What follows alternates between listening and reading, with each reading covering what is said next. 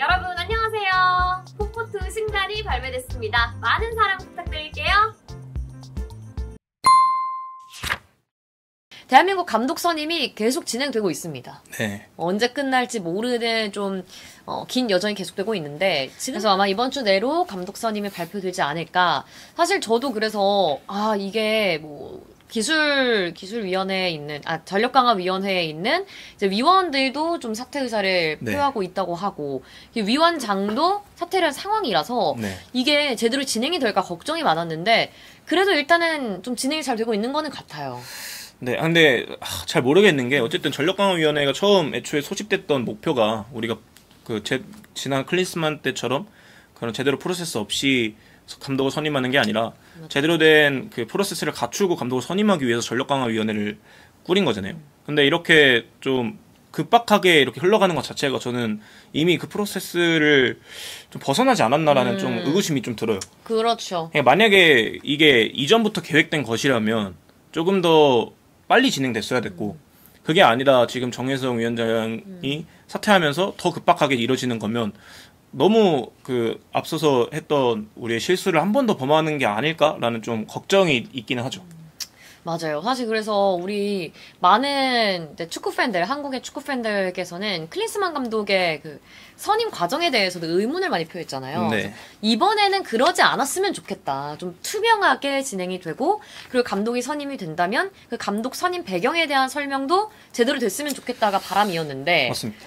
지금 진짜 말씀해 주신 것처럼 급박하게 가거든요. 네. 사실 전력강화위원회가 이렇게 흔들리고 있을 때 이거 좀 천천히 가겠다 싶었는데 오히려 빠르게 일사천리 진행이 되는 거 보고 우리가 알 수 없지만 그 내부에서 어떤 식으로 일처리가 되는지 좀 다시 의문을 갖게 되죠.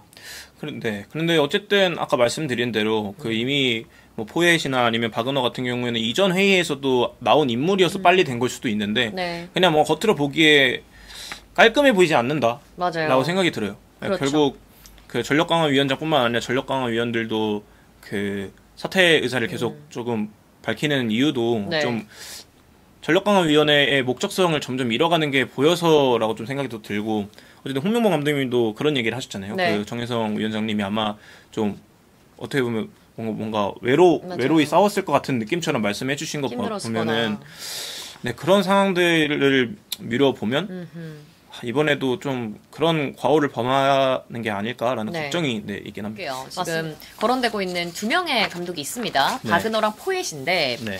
일단 그 전에 우리 기자님들도 그렇고 축구 팬들도 그렇고 계속 얘기했던 게 감독 선임에 있어서 그냥 감독을 데려오는 게 아니라 뭐 유명하고 이름값 있고 그런 감독을 데려오는 게 아니라 한국 축구가 나아가야 할 그 로드맵을 짜고 그리고 뭐 우리가 하고 싶은 축구에 대한 철학이 확실하게 있을 때 데려오는 게 맞다. 네. 그에 맞는 이런 얘기가 있었는데 실제로 대한축구협회가 한국 축구가 나아가야 할 방향성에 대해서 기술 철학을 발표를 했어요. 네.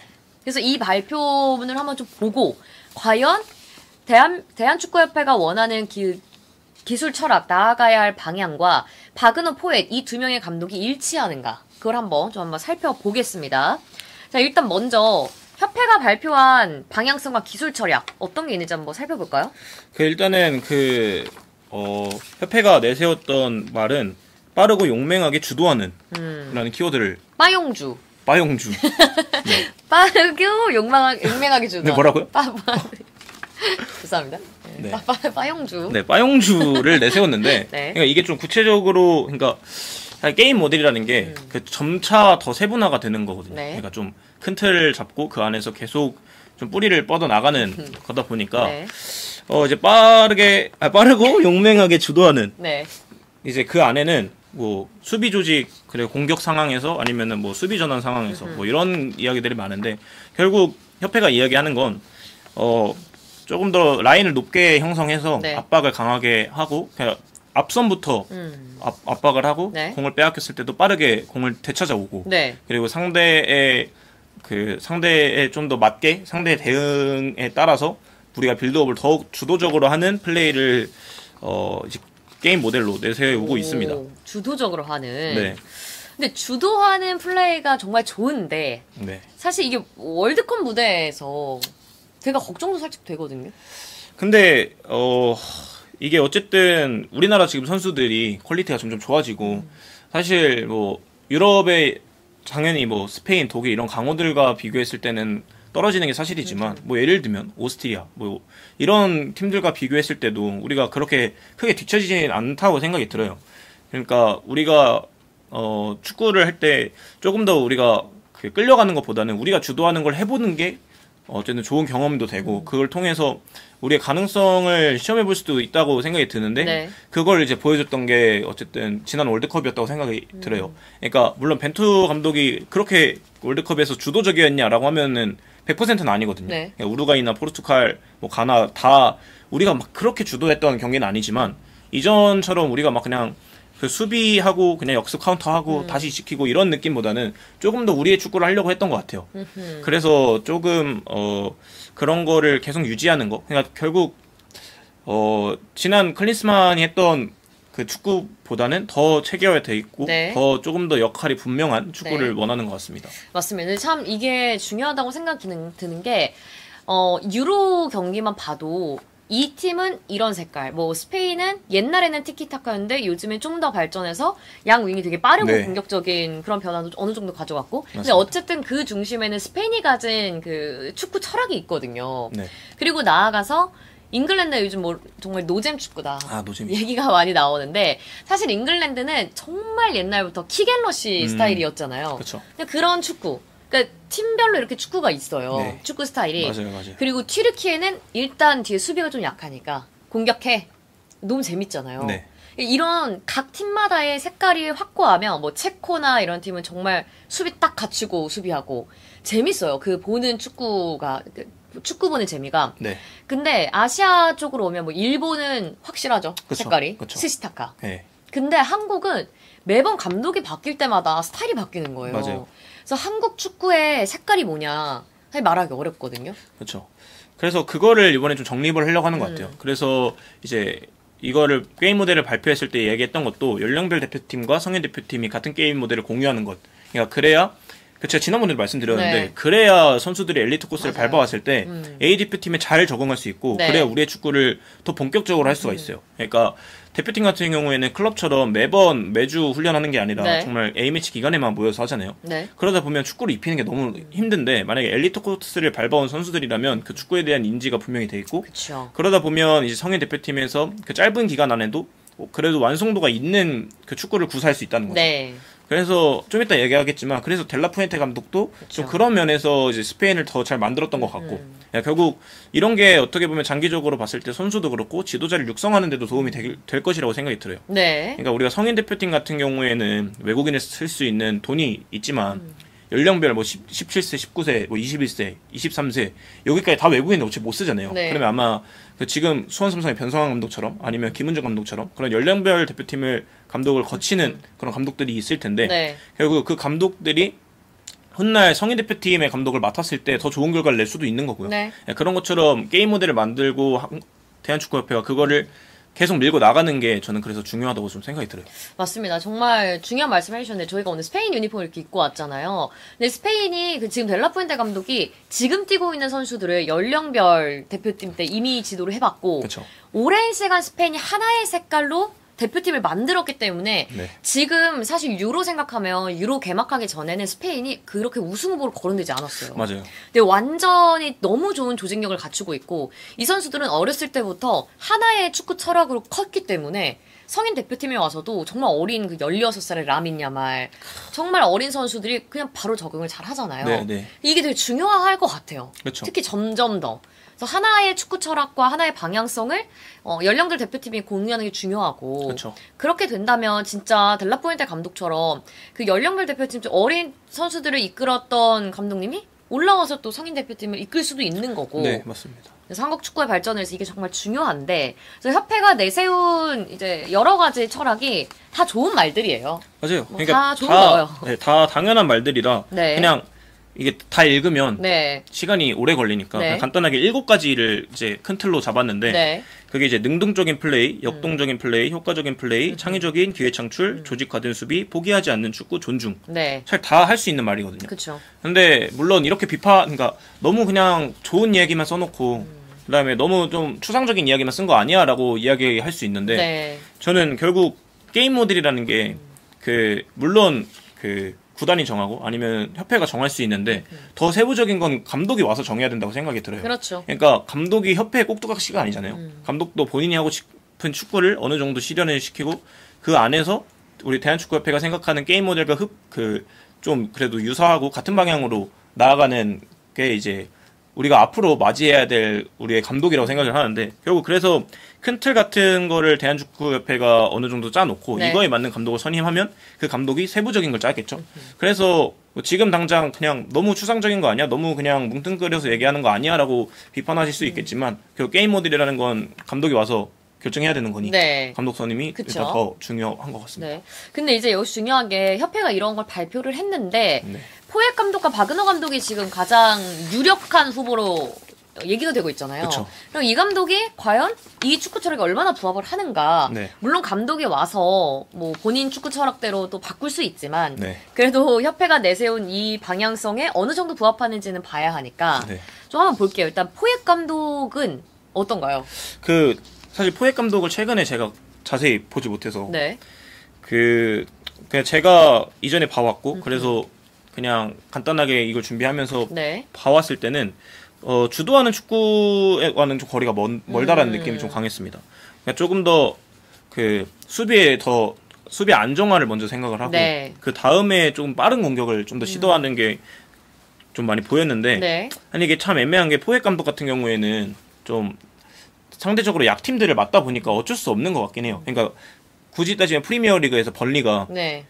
콤파니 감독이 그쵸. 주도적인 축구를 하는데 여기 계속 계속 쳐. 네. 근데 그래도 경질이 엄청 많아요. 포획 감독 같은 경우. 근데 그게 콤파니처럼 그렇게 주도적인 축구 라인 올려서 해서 막 졌다라기보다는 그냥 약팀이다 보니 너무 이제 차이도 많이 나고 그래서 성적 부진으로 경질이 많이 됐는데 네.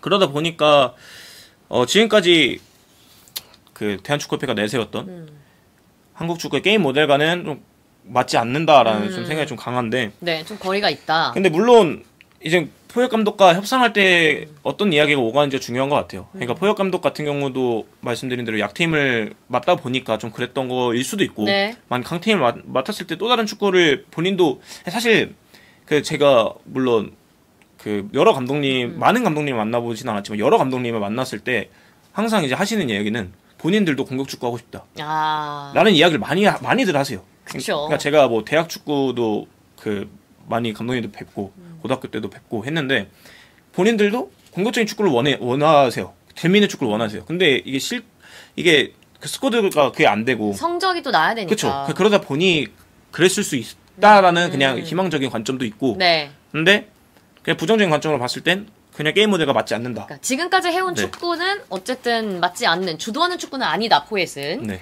근데 지금까지 맡았던 팀들이 약팀이다 보니 혹시 대한민국 축구팀에 와서 본인이 지금까지 보여줬던 축구 철학이 아닌 또 새로운 뭐 게임 모델을 만들 수 있는 거고 그쵸. 가능성이 있다 또 이렇게 얘기를 해주셨고요. 네. 자 그러면 이제 박은호를 한번 볼게요. 박은호는 좀 클롭 감독의 영향을 많이 받지 않았어요? 이제 그러니까 선수 시절에도 클럽 감독과 같이 선수 생활을 했고요. 네. 그래서 클럽 감독의 친구죠. 클럽급. 네. 혹시 클럽급. 클럽급 감독일지는 모르겠지만 클럽 친구라서 클럽급. 네, 클럽급. 네. 그래서 도르트문트 이제 클럽 감독이 있었을 때 2군 팀을 지도했고 그러면서 같이 전술적인 것도 많이 공유하면서 전술적인 연구를 많이 했다고 해요. 네. 그래서 클럽의 얘기하는 클럽이 보여줬던 축구와 좀 어느 정도 유사성이 있고. 근데 사실 제가 생각했을 때 대한축구협회가 내세웠던 게임 모델에 흡사한 감독은 저는 클럽 같다고 생각이 들거든요. 그러니까 그래서 저도 그 생각이었어요. 지금 앞에 써 있는 뭐 위에부터 압박하고 뭐 능동적인 플레이하고 뭐 이런 거 자체가 클럽이 하고자 하는 축구 같은데. 그렇죠. 그래서 클럽급이 얘기가 나온 건가? 거기서. 그럴 수도 있겠네요. 근데 이게 쉽지 않을 것 같아요. 그렇죠. 그래서 근데 박은호 감독이 최신 트렌드에 조금 떨어진다라는 평가도 많고. 그러니까 네. 딱 클럽 감독이 했던 축구에서 클럽 감독은 계속 발전해 나가잖아요. 어쨌든 프리미어리그에 있어서 그런지 모르겠지만 펩이 있어서 그래서 네. 그런 걸지 모르겠지만 계속 조금씩 그 안에서 변화를 줘요. 뭐 예를 들면 옛날에 하지 않았던 윙백을 안으로 좁혀 쓴다든가 뭐 그런 것들이 있는데 네. 좀 박은호 감독은 그런 부분에 있어서 좀 대처가 조금 미흡한 부분은 좀 있다라고 네. 생각이 들고 네. 어쨌든 박은호 감독도 포획 감독과 마찬가지로 감독 커리어는 계속 내리막길을 걷고 있습니다. 그렇습니다. 그래서 이렇게 포획과 박은호를 살펴봤는데 사실 이게 대한민국 대표팀 감독 후보로 예전에 거론됐던 감독들이 뭐 제시마 씨, 그렇죠. 뭐 그리고 르나르, 뭐 기네슈 이런 감독 얘기를 듣다가 그러니까 뭐 포획 박은호는 사실 그렇게 친숙한 이름은 아니거든요. 그렇죠. 그러다 보니까 많은 분들이 갑자기 좀 걱정을 하시는 분들이 많아요. 너무 좀 클럽급 얘기 나오고 이러니까 눈이 여기에 있다가 박은호랑 포획 괜찮나 했는데 최근의 성적들이 그렇게 좋진 않은 두 명이라서. 근데 이게 저는 어쩔 수 없다고 생각을 해요. 그러니까 벤투 감독도 마찬가지고 벤투 감독도 유럽에서 승승장구하다가 온 감독이 아니잖아요. 그렇죠. 중국에서 뭐 실패 아닌 실패를 경험했고 그래서 어떻게 보면 내리막길을 걷고 있는 감독이 한국에 와서 다시 일어선 거니까. 근데 그게 우리나라 실정에는 어쩔 수 없다고 생각을 해요. 네. 우리가 막 다른 나라 외국 그 유럽처럼 돈을 막 쓸 수 있는 상황도 아니고. 네. 그러다 보니 우리가 선임할 수 있는 감독 안에서는 그 나름의 그 최선책일 수도 있겠다. 근데 물론 그 전에 뭐 예를 들면 카사스도 그렇고 제시마 씨도 그렇고 뭔가 잡을 수 있는 감독들을 못 잡았다는 게 아쉽긴 하죠. 네. 근데 그거는 이미 지나간 일이고 네. 사실 과거에 얽매여 살 수 없잖아요. 그럼 이제 그렇죠. 미래를 봐야 되는데 그 미래를 봤을 때 포획과 박은호가 우리 대한민국 축구에 적합하다라고 판단을 어떻게 이렇게 하신다면 네. 또 이렇게 선임이 될 수도 있는 거고 또 그 안에서 벤투 감독처럼 또 어떻게 좋은 축구가 나오고 좋은 성적이 나올 수도 있으니까 네. 뭐 근데 한숨을 너무 많이 쉬시는데요. 아니, 그러니까 이게 그 지금 아니, 말인데 긍정적으로 하는데 한숨이 너무 많이 나와요. 지금 머릿속과 마음속에서 두 가지 자아가 충돌하고 있습니다. 아니 너무 웃기네요. 근데 구독자님들도 다 같은 마음이신 것 같아요. 그러니까 이게 그냥 축구 팬으로서 네. 저는 우리나라 대표팀이 좋은 성적을 거뒀으면 좋겠어요. 그리고 잘했으면 좋겠고. 근데 그렇지 않을까 봐 걱정이 되는 거죠. 그러니까 그래서 이게 두 가지 자아가 지금 충돌하고 있습니다. 그럼 기자님은 이제 포획과 박은호 중에 어떤 감독이 오면 더 좋을 것 같아요? 축구 기자로서. 둘 중에 하나요? 네. 둘 중에 하나라고 하면 전 박은호? 오 진짜요? 네, 둘 중에 하나라고 하면 굳이 박은호? 근데 대부분의 의견이 네. 포획이 그래도 네. 뭐 커리어적인 면이나 네.